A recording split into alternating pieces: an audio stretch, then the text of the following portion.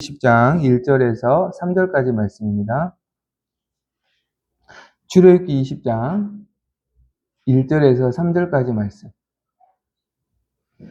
1절부터 3절까지 말씀. 우리 한 목소리로 합독하겠습니다. 출애굽기 20장 1절에서 3절 말씀입니다. 한 목소리로 합독합니다. 다 같이 시작. 하나님이 이 모든 말씀으로 말씀하여 이르시되 나는 너를 애굽 땅 종되었던 집에서 인도하여 낸 내 하나님 여호와니라. 너는 나 외에는 다른 신들을 내게 두지 말라. 아멘. 네, 우리 옆 사람 이렇게 인사하겠습니다. 잘 오셨습니다. 한번 인사하겠습니다. 잘 오셨습니다. 잘 오셨습니다. 출애굽기 20장 1절에서 3절, 특별히 오늘은 10계명 중에 첫 번째 계명, 너는 나 외에는 다른 신들을 내게 두지 말라. 이 말씀으로 하나님 은혜를 나누기를 원합니다. 그러면 10계명을 이스라엘 백성에게 왜 주셨다고 말씀드렸죠? 하나님의 백성이 되었기 때문에 하나님의 백성답게 살 수 있도록, 자유를 누릴 수 있도록 하나님께서 주신 말씀이다, 주신 법이다 라고 말씀을 드렸습니다. 그래서 하나님이 주신 자유를 온전히 누릴 수 있도록 그들의 행복을 위해서 주신 말씀이고, 10계명은 그 중에서도 모든 율법의 헌법이자, 그리고 모든 율법의 요약이자, 그리고 모든 율법의 핵심으로 하나님이 주셨다라고 말씀드렸어요. 그 핵심 중에서도 오늘 우리가 살펴보는 이 제1계명이 사실은 가장 모든 10계명 중에서도, 그러니까 모든 율법 중에 가장 중요한 계명이 10계명이에요. 그렇죠? 그렇죠? 근데 그 10계명 중에서도 가장 중요한 계명이 제1계명이에요. 이게 순서대로 중요하다고 보시면 돼요. 그리고 순서대로 우선순위가 있다라고 보시면 되고, 그리고 특별히 제1계명은 나머지 9가지 계명의 근거가 되고 근간이 되는 계명이다 라고 말씀을 드렸습니다. 왜 그러냐면, 여러분, 하나님을 사랑하는 이 제1계명을 지킬 때만 사실은 하나님이 보내주신 영혼들을 사랑할 수 있어요. 제1계명이 안 되면 이 계명을 감당할 수 있는 원동력을 가질 수가 없어요. 그리고 하나님을 사랑할 때만 하나님이 주신 소유를 바르게 사용할 수가 있어요. 그러니까 제1계명이 사실 나머지 계명을 지킬 수 있는 근거가 되고 근간이 된다. 가장 중요한 계명이다 라고 말씀을 드립니다. 특별히 제1계명, 우리 3절의 말씀 우리 다시 한번 한 목소리로 합독하겠습니다. 3절 다 같이 시작. 너는 나 외에는 다른 신들을 내게 두지 말라. 이 말씀을 원어로 직역해 보면, 너는 내 얼굴 앞에 다른 것을 두지 말라라는 뜻입니다. 원어를 그대로 직역하면 내 얼굴 앞에, 그러니까 너와 나 사이에 그 어떤 것도 다른 것이 끼어들거나 개입하거나 또 사랑의 대상으로 두어서는 안 된다. 너는 나만 바라봐. 나라는 그런 계명이에요. 나만 사랑해. 나만 바라봐. 그런 뜻이에요. 쉽게 말씀드리면.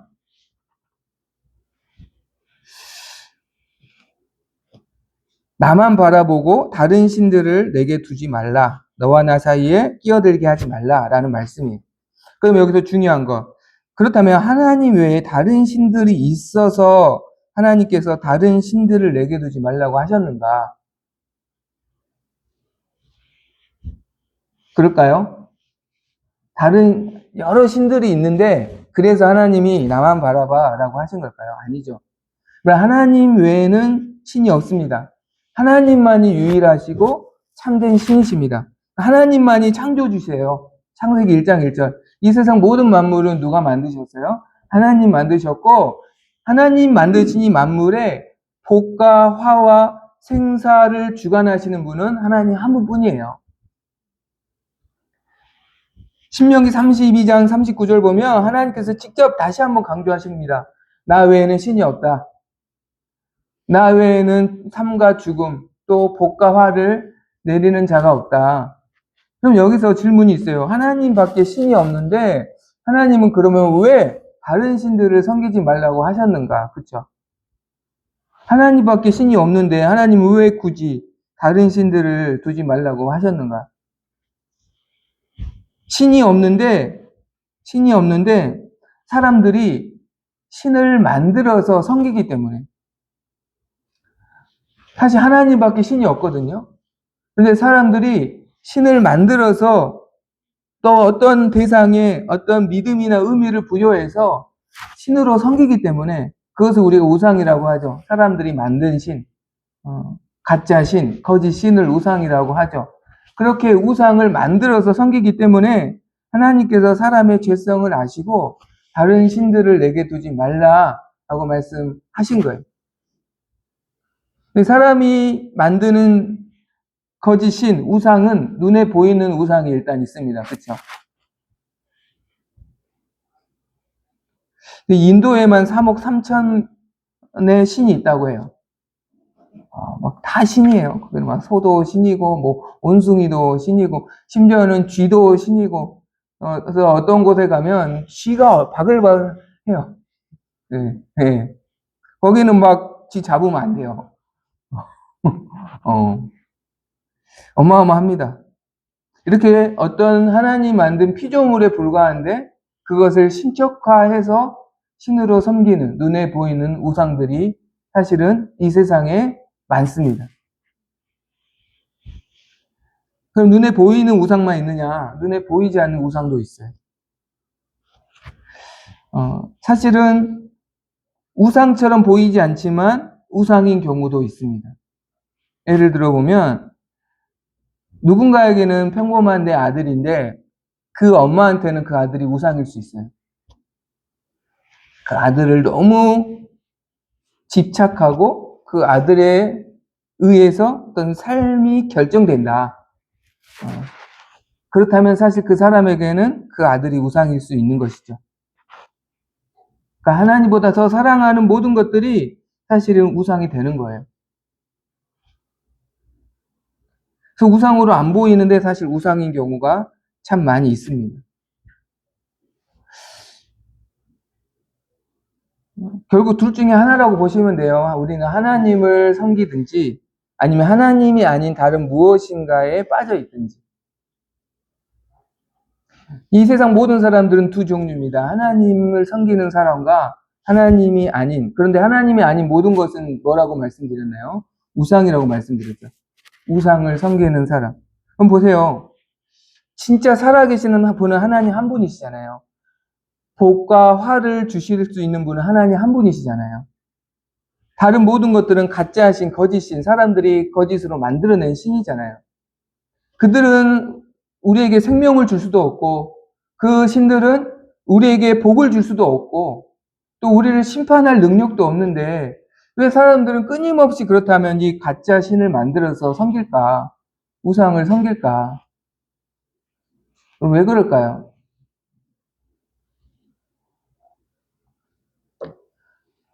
크게 두 가지 이유가 있습니다. 죄로 인해서 하나님에 대한 지식이 어두워졌기 때문에. 즉, 우리가 뭐 드라마에 보면 기억상실증이라고 많은 소재로 나오잖아요. 막 한번 사고 당한 후에 막 사랑하는 사람을 잊어버리고, 그래서 원래 원수였던 사람을 막 사랑하고, 그렇게 막 드라마가 막 이어지잖아요. 그래서 기억이 안 나니까 원수를 사랑하고 있어요. 진짜 사랑하는 사람을 멀리하고 있고요. 여러분, 우리 죄로 인해서 우리는 사실 다 영적인 기억 상실에 걸려 있습니다. 창조주 하나님을 잊어버렸고 그분에 대한 바른 지식을 상실했어요. 그래서 하나님이 만든 피조물에 불과한 것들을 신으로 섬기게 됩니다. 두 번째 이유는 하나님을 아는 지식이 상실했는데 문제는 우리 안에 죄로 인해서 욕심은 계속 커져 있는 것이죠. 무슨 욕심일까요? 복을 받고 싶은 욕심, 잘 되고 싶은 욕심. 잘 되기 싫어하는 사람 아무도 없을걸요? 다 잘 되고 싶고, 다 성공하고 싶고, 다 원하는 걸 이루고 싶죠. 이게 죄가 많을수록 욕심이 커져요. 이 죄가 클수록 이 욕심, 이 욕망이 사실은 더 커져요. 그래서 이 욕망을 채울 수 있는 우상을 계속 끊임없이 만들어내는 거예요. 자기를 위해서. 여러분, 절에 왜 가나요? 갑자기 수능 100일부터 절에 가는 사람들이 많아집니다. 100일 전부터. 절을 왜 가나요? 평소에 안 가다가 100일 전부터 많이 가요. 우리 아들 합격시켜달라고. 우리 아들 좋은 대학 가게 해달라고. 그러니까 자기들의 욕망을 위해서 사실 우상 앞에 절하고 끊임없이 우상을 스스로 만들어냅니다. 여기에서 문제는 우상에 절하고 우상을 예배하면 아무런 효과가 안 나타나야 되는데, 그래야 사람들이 이게 내가 속았구나, 이렇게 깨달을 텐데, 문제는 이 효과가 있다는 거예요. 효과가 있어요. 점집에 갔는데 점이 용해. 효과가 있어요.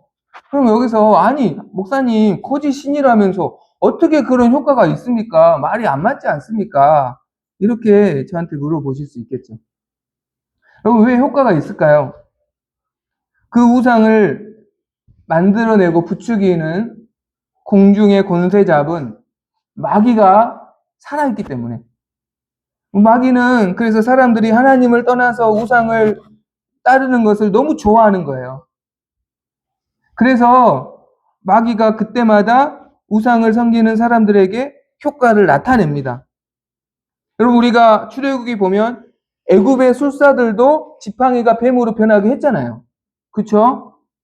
변하게 했어요. 하나님의 지팡이를 이기지는 못했어요. 그러니까 하나님의 능력보다는 제한적이고 유한하고 부족하지만 분명히 마귀도 능력이 있고 권세가 있기 때문에 우상을 통해서도 어떤 기적이 나타날 수도 있고요. 우상을 통해서도 어떤 효과와 그가 바라는 어떤 무엇인 욕망이 채워지는 분명한 효능이 있다는 거예요. 그래서 사람들이 여기에 속아서 많은 우상을 지금도 섬기고 있고, 지금도 그러한 자기들이 옳다라고 주장하고 있습니다. 이스라엘 백성들이 들어갈 약속의 땅도 마찬가지죠. 가나안 땅도 많은 우상, 바알이라는 풍요의 신을 그들이 만들어서 그 우상을 섬기는 그 땅으로 이스라엘 백성이 지금 가야 하는 거예요. 이스라엘 백성이 나왔던 출애굽했던 애굽도 마찬가지고요. 그 우상이 가득한 그 곳에서 하나님은 이스라엘을 구원하셨고 이렇게 말씀하시는 거예요. 하나님 외에는 다 우상이다. 나 하나님만을 사랑하고 신뢰하며 하나님만을 섬기라 라고 첫 번째 계명으로 그래서 주신 거예요.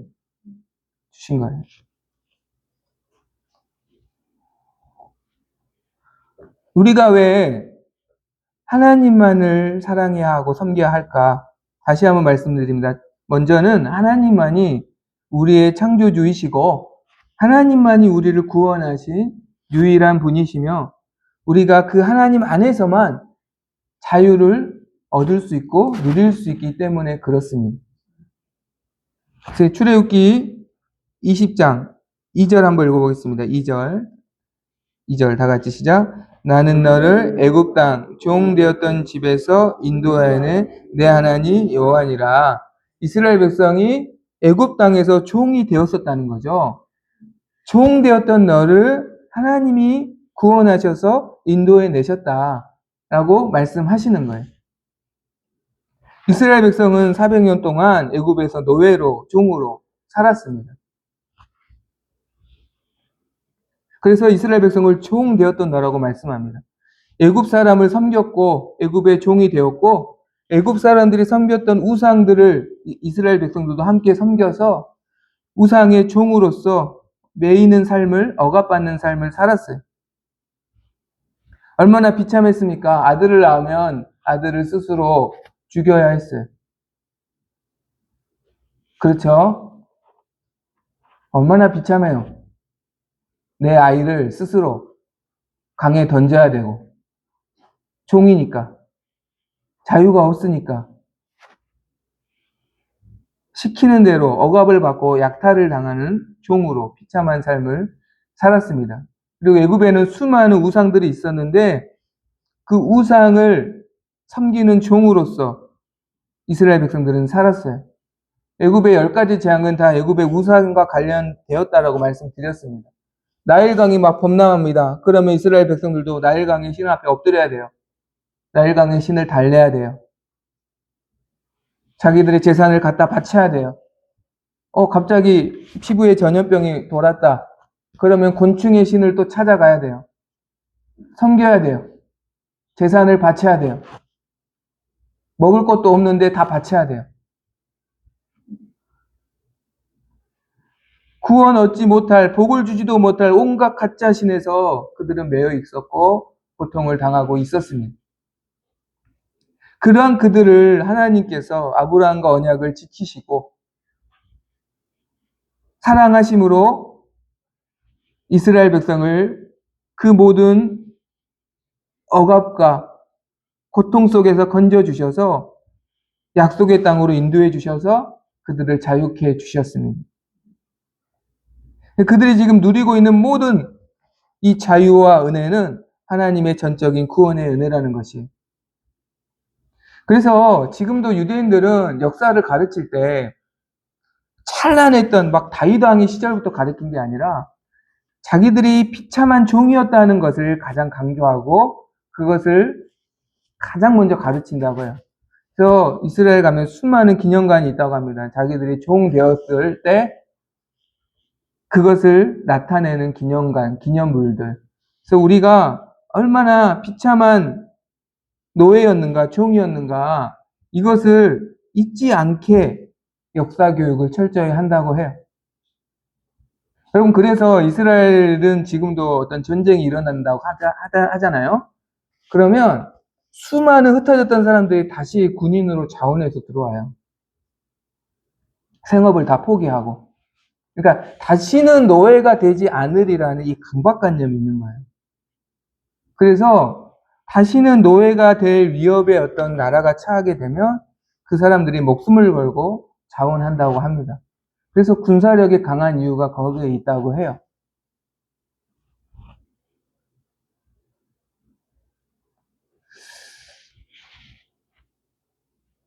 그래서 이제는 절대 노예로 살지 않겠다. 오직 하나님만 믿고 살겠다라는 강한 인식이 그들에게는 지금도 뿌리 깊게 박혀 있다는 거예요. 그 노예 생활이 너무나 비참했기 때문에 그 비참했던 것을 다시는 반복하지 않겠다. 그것이 깊게 자리 잡혀 있다는 거예요. 그럼 마찬가지입니다.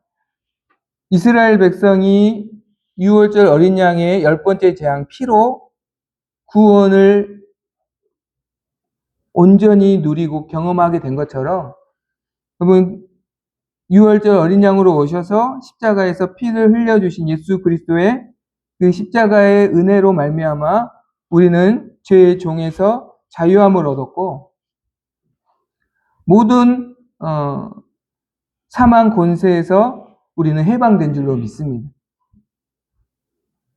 그래서 우리가 먼저 기억해야 될 것은 내가 죄의 종이었다는 것, 내가 우상 아래 놓여 있었다는 것을 우리는 잊어서는 안 돼요.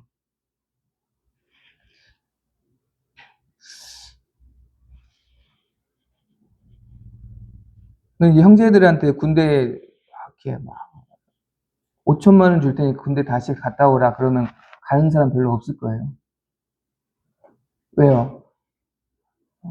갈까요? 5천만 원 갈까요? 예, 이제 안 가보신 분들은 그렇게 생각하는데요. 가본 분들은 안 갑니다. 왜냐하면 자유가 없어요. 그게 엄청난 고통이에요. 자유가 없다는 것. 먹고 싶을 때 못 먹고, 자고 싶을 때 못 자고. 여러분, 커피 한 잔 마시고, 우리는 너무 단순한, 제가 훈련소 들어가서, 아니, 믹스커피 한 잔이 그렇게 귀한지 몰랐어요. 못 마셔요. 몸은 너무 원하는데, 여러분, 나가면, 그때 믹스커피가요, 100원, 200원이었어요. 자판기에서.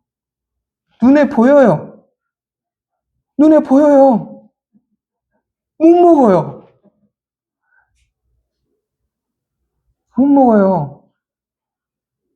초코파이가 그렇게 먹고 싶어요. PX를 못 가요. 훈련병 신분은 못 가요. 못 가고, 그때, 죄송합니다. 제가 뭐, 이렇게, 방이 나와가지고, 장로님 앞에서, 우리 형제 앞에서 뭐, 이렇게, 특전사 나온 것처럼, 뭐, 해병대 나온 것처럼. 근데 저한테는 그래도 어쨌든 군대였다. 좀 이해해 주세요. 네, 우리 장로님 막 하사관 출신인데, 원래 제가 뭐, 예, 뭐 이렇게 저한테는 어쨌든 그래도 군대였다. 그렇게 이해해 주시고 들으세요. 네. 근데 뭐 훈련 한 4주차 정도 끝났나? 그때 한 6주 훈련 받았는데, 훈련병으로는. 그때 이제 그 PX를 보내주는 거예요. 그것도 다 들어갈 수 있는 게 아니라 그 방에서 한 명씩 뽑아가지고 갔다 오라는 거예요. 그래서 사와서 그럼 그렇게 먹었어요. 그럼 그렇게 사시겠어요? 2년 동안? 어, 못 살아요. 절대. 내가 선택할 수 있다면 절대 선택 안 합니다. 선택할 수 없으니까 한 거지. 절대 못 해요. 얼마나 이 자유가 없다는 게 여러분 얼마나 비참한가. 자기 아들 자녀 사랑하지 않는 부모 누가 있어요? 내 아들을 강에 버리래요. 얼마나 비참해요. 그럼 그 비참함을, 그거를 어떻게 말로 표현합니까? 내가 낳은 아들, 내 속에서 나온 아들, 눈에 넣어도 안 아플 아이, 강에 던지래요. 총이니까. 그렇게 해야 되는 거예요.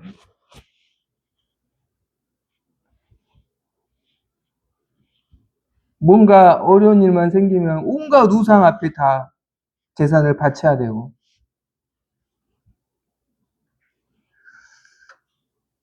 그게 얼마나 비참한 것입니까? 그 비참함을 잊고 우리에게 자유를 주신 하나님이 아닌 또 다른 우상을 우리가 만들어서 섬기면 우리는 하나님이 주신 자유를 잃어버리게 되고요. 그것에 다시 매이게 되고 그것에 다시 속박당하게 되는 거예요. 그럼 예를 들어볼까요? 여러분, 돈을 사랑하면 하나님과 나 사이에 돈이 끼어들게 되면 처음에 돈이 있을 때 굉장히 즐겁죠. 나중에 어떻게 됩니까? 내가 돈의 종이 되는 거예요. 돈 때문에 가족과 보내는 시간도 사라져버리고, 돈 때문에 자식이 부모를 살해하게 되고요, 나중에. 돈 때문에 부모가 자식을 버리게 되고요. 여러분, 제가 그냥 없는 이야기 드린 거 아니잖아요. 돈 때문에 사람을 인신매매까지 하고요. 인간의 존엄성을 오히려 스스로 포기해버리고 짐승에 불과한 삶을 살게 되는 것이에요. 이것이 하나님이 아닌 모든 우상의 결말입니다. 사람으로서도 못 살게 돼요. 거기에 깊게 빠지게 되면. 그리고 그 끝은 영원한 사망인 것이죠. 여러분, 자유가 없다는 건 여러분 뭐냐면 자유가 있다는 것은 내가 하고 싶을 때 할 수 있고 내가 하기 싫으면 하지 않을 수 있는 게 자유거든요. 그쵸? 예를 들어서 초코파이가 먹고 싶어요. 하나를 먹고 싶어요. 하나를 먹고 만족을 느끼는 게 자유예요. 자유가 없는 게 뭐냐면 사실 내가 먹기 싫은데 계속 먹는 거예요. 한 박스든 두 박스든. 내가 끊을 수 없어요. 내 힘으로. 내가 먹을 것에 중독이 되었다면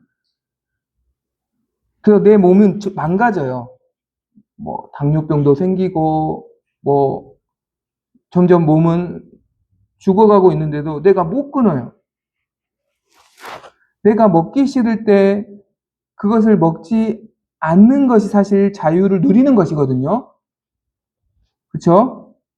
내가 하고 싶을 때 할 수 있는 것, 그리고 하기 싫을 때 하지 않는 것, 거기까지가 자유거든요. 이것을 누릴 때 우리에게 진짜 행복이 있어요. 그럼 아무리 맛있는 음식도 내가 먹고 싶은 만큼 먹어야 행복한 거죠. 근데 내가 그것을 조절할 능력이 없어요. 거기에 중독돼서. 이미 그것에 종이 되어 있는 거예요. 그리고 그 결과는 비참함이고 결국 나는 영원한 사망으로 끌고 가는 거예요. 그러면 하나님 만나기 전에 우리는 무엇인가에 다 이렇게 매여 있었고요. 무엇인가에 다 이렇게 종이 되어 있었던 거예요. 정도의 차이는 있겠지만 중요한 것은 우리에게 진짜 자유가 없었다는 겁니다. 왜냐하면 하나님 안에서만 우리는 자유할 수 있어요. 믿으십니까?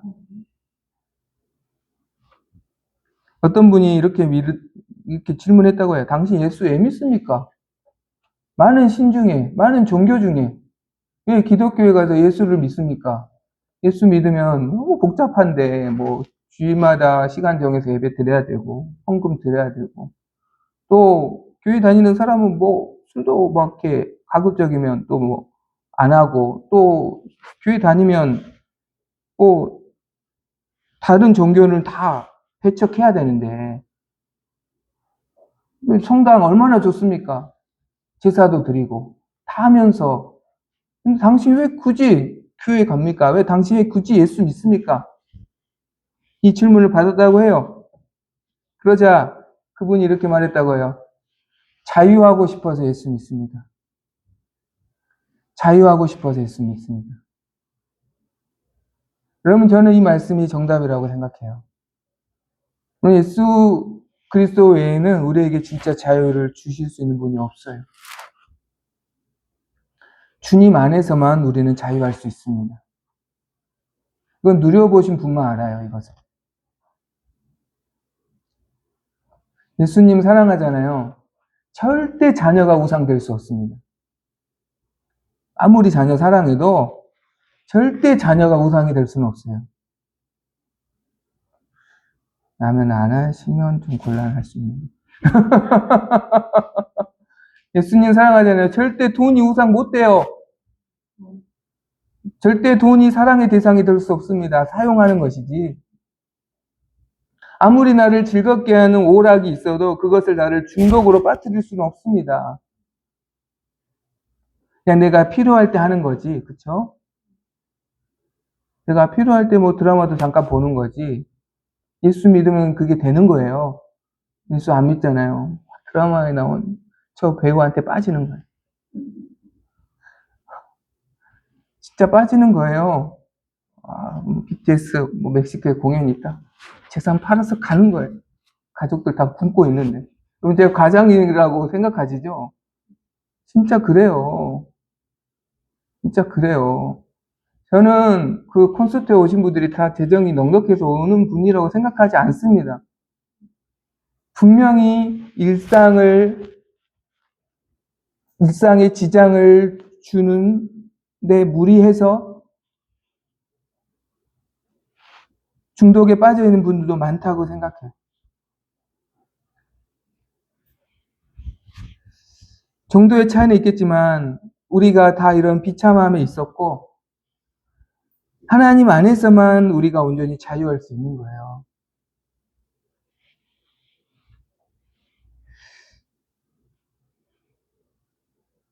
하나님을 사랑하는 것이 여러분 우리에게 복입니다. 하나님을 사랑하는 것이 우리에게 진정한 자유를 얻는 길입니다. 제가 말씀드렸잖아요. 십계명은 우리를 위해서 주신 거라고. 하나님은 법 없어도 살 수 있어요. 그럼 하나님은 법 없어도 죄를 안 지으셔요. 우리를 위해서 주신 거라니까요. 자꾸 이걸 오해해서 하나님을 위해서 우리가 지켜야 한다. 이렇게 생각하시면 안 돼요. 그 순간 매이는 거예요.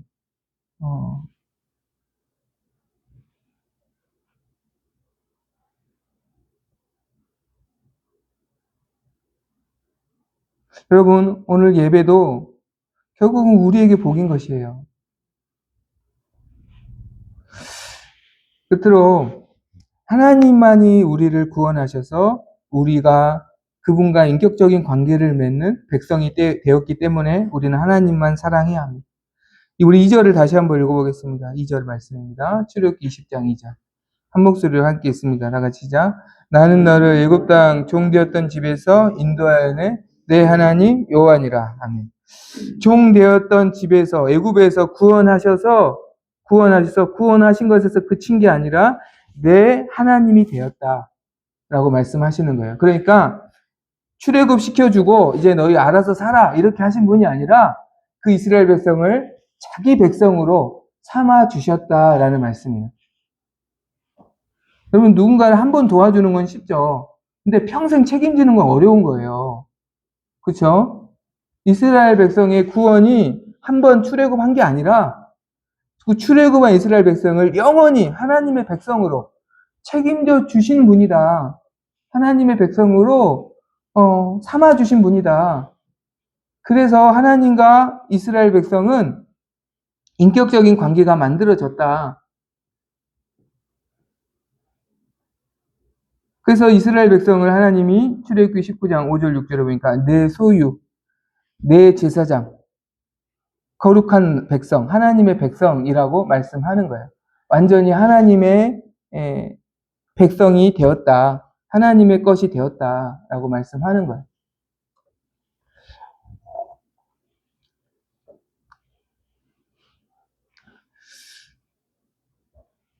여러분, 제가 그 신대원 졸업할 때 한 교수님이 책을 쓰셨어요. 그래서 그 책에 사서 교수님께 가져가면 사인을 해주셨어요. 그런데 꼭 사인하시기 전에 이걸 물어봐요. 그 몇 반이, 우리가 8반까지 있었거든요. 신대원이. 근데 제가 6반이었어요. 그런데 1반부터 4반까지는 내 제자 누구누구에게 하고 사인을 해주셔요. 근데 5반부터 8반까지는 제자라고 안 써요. 내 제자라는 말을 안 써요. 그리고 그냥 사인만 해주셨어요. 처음엔 좀 서운하더라고요. 저는 6반이어가지고 내 제자라는 거 안 써주시니까. 그런데 그게 맞아요. 왜냐하면 그분 수업을 안 들었어요. 그러니까 내 사람이라고 말하려면 그 사람과 인격적인 관계를 맺기까지의 서로에게 어떤 헌신한 시간, 그쵸? 대가를 치르는 시간들이 있어야죠. 여러분, 어떤 남녀가 처음 만나자마자 너 내 거 이렇게 말하는 사람 없어요. 그러나 오랫동안 이 사람을 위해서 내가 헌신하고 이 사람과의 사랑의 관계를 통해서 내가 희생하고 어떤 그러한 시간들을 통해서 그 헌신과 희생을 통한 관계가 만들어질 때 이제 내 거라고 말할 수 있는 거죠. 쉽게 말해서 대가를 치렀을 때 내 거라고 말하죠. 대가를 치르지 않고 그것이 어떤 시간이든 헌신이든 어떤 물질이든 어떤 대가를 치르지 않고 내 거라고 말할 수는 없는 거예요. 여러분, 이스라엘 백성에게 하나님이 내 소유라고 말씀하십니다. 내 거라고 말씀하십니다. 하나님이 쉽게 이스라엘을 구원하신 게 아니었기 때문에 그래요. 엄청난 대가와 희생을 하나님 치르셨어요. 아브라함과 약속을 지키기 위해서 400년을 인내하셔서 큰 민족으로 만드셨잖아요. 여러분, 400년 기다릴 수 있어요? 하루도 잘 못 기다리잖아요. 내 뜻대로 이렇게 안 옮겨주면 우리는 한시도 잘 못 기다리잖아요. 400년을 기다리셨단 말이죠. 10가지 그 심판 중에서 그 심판과 능력으로 구원해 주셨단 말이에요. 출애굽한 이스라엘 백성들은 또 얼마나 원망과 불평이 많은 사람이었습니까? 물이 없다고, 물이 쓰다고. 그 며칠 사이에도 수없이 하나님을 원망하고 불평하고 모세를 원망했던 백성들을 오래 참으셨잖아요. 인내하셨잖아요. 그런 희생과 사랑으로 구원하셨기 때문에 내 거라고 말씀하시는 거예요. 내 소유라고 말씀하시는 거예요. 장로님이 권사님께 내 거라고 말하실 수 있는 거예요. 지금까지 사랑하고 희생하셨고, 가장으로서 책임을 다 하셨기 때문에 말씀하실 수 있는 거예요. 근데 아무나 권사님한테 내 거라 그러면 어떻게 돼요? 말이 안 되는 거예요.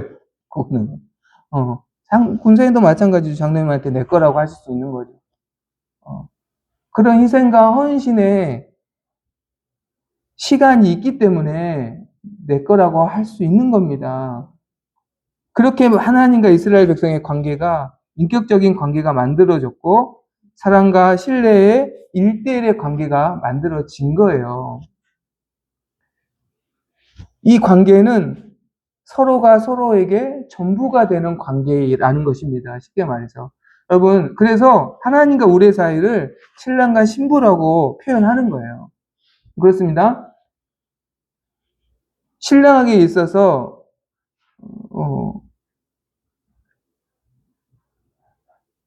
나의 아내만이 사실은 전부예요. 아무리 많은 여인이 있어도 나에게는 아내밖에 없어요. 나에게 여인은 아내밖에 없어요. 그렇죠? 신부 입장도 마찬가지예요. 많은 남자들이 있는데, 잘생긴 사람도 많고, 돈 많은 사람도 많고, 능력 있는 사람도 많은데, 나에게 남자는 내 신랑밖에 없는 거예요. 그러니까 서로가 서로에게 전부인 관계. 이것이 하나님과 이스라엘 백성의 관계예요. 그래서 신랑과 신부의 관계인 거죠. 누군가가 겸하여서 선택할 수 없는 관계. 신랑도 선택하고 또 다른 남자도 선택하고 이럴 수 없는 관계. 서로가 서로에게만 전부인 관계로 하나님이 이스라엘 백성을 부르셨다는 거예요. 1대1의 전적인 전부인 관계가 아니면 결코 이루어질 수도 없고 유지될 수 없는 관계. 그것이 하나님과 우리의 관계라는 것입니다. 결혼이 그거잖아요. 이제 내가 당신만을 사랑하겠다. 이 말은 무슨 말이냐면 나에게는 당신이 전부고 당신에게 내가 전부인 관계가 되었다는 뜻이죠. 그렇죠? 여기에 누군가가 같이 들어올 수는 없다는 겁니다. 그러면 그 관계는 깨지는 거예요. 그럼 그 관계는 깨집니다.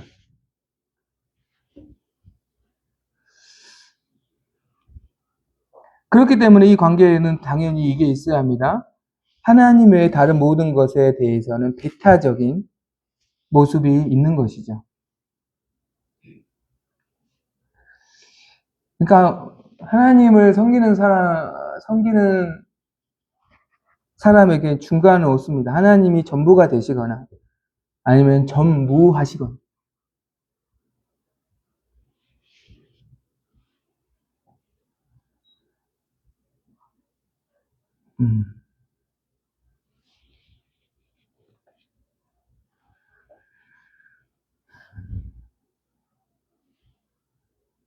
그렇기 때문에 하나님 한 분만을 사랑하고 그분이 나의 전부이시기 때문에 그분을 따르기 위해서 내가 자발적으로 반드시 포기하는 것들이 반드시 있게 됩니다. 반드시 그게 있게 돼요. 그것이 하나님을 따르는 사람들의 어떤 모습이에요. 근데 내가 포기하는 게 전혀 없다. 하나님을 따르기 위해서 희생하고 있는 게 전혀 없다. 그렇다면 사실은 나는 하나님도 사랑하고 다른 무엇과도 겸하여서 지금 따르고 있는 거예요. 따르고 있는 거예요. 그러니까 하나님을 따라간다고 하면서 내가 희생하는 게 전혀 없다. 내가 포기하는 게 전혀 없다. 그것은 하나님도 사랑하고 이것도 사랑하기 때문에 그렇습니다. 말씀 맺으려고 합니다, 여러분. 여러분 안에 우리 안에 우상을 분별해야 합니다. 나를 죄에서 구원하시고 자유케 하신 하나님, 그분과 나 사이에 혹시 개입된 것은 없는지를 우리가 분별해야 합니다. 개입이 될수록 우리는 자유가 없을 겁니다. 내가 멈추고 싶을 때 못 멈출 것입니다. 내가 하기 싫은 것을 하고 있을 겁니다.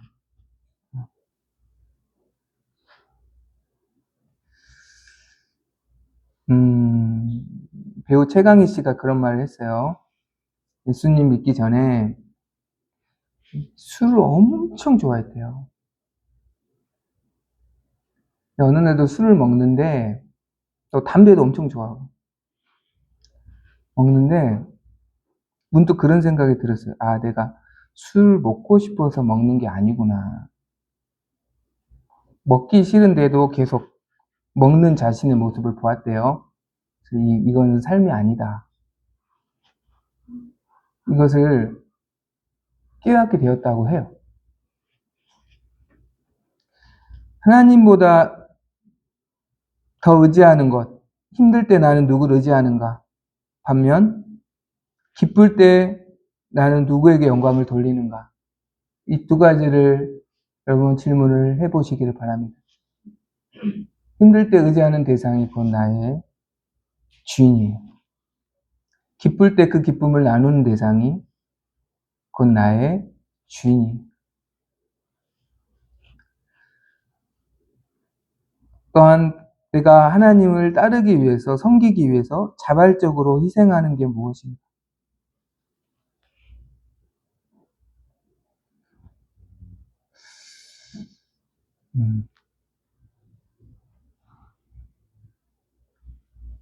여러분, 남편은 아내를 위해서 자발적으로 희생합니다. 아내밖에 없어요, 나한테는. 그렇기 때문에 아내를 위해서 반드시 희생하는 게 있어요. 남편도 마찬가지죠. 근데 희생하는 게 없다. 그것은 아내 외에 또 누군가를 내가 겸하여서 사랑할 때는 희생 안 합니다. 아내 말고도 또 있는데 내가 굳이 희생할 필요가 뭐 있어요? 아내 말고도 나한테 밥 차려주는 사람이 있는데 내가 왜 아내 왜 희생합니까? 근데 아내밖에 없으면 희생해요. 사나 죽으나는 아내밖에 없다. 남편도 마찬가지. 아내도 마찬가지. 사나 죽으나는 남편밖에 없다. 그러니까 때로는 내 마음에 안 들어도 희생은 하는 남편밖에 없어요. 우리에게는 주밖에 없는 줄로 믿습니다. 그분의 뜻을 우리가 다 그래서 헤아릴 수 없어도 그분의 일하심이 때로는 다 이해가 안 돼도 그분밖에 없기 때문에 기쁨으로 나의 것을 드리고 헌신하고 희생하고 순종하는 것이죠. 그렇게 하나님을 섬길 수 있기를 소망합니다. 시간 찬송하고 기도하겠습니다.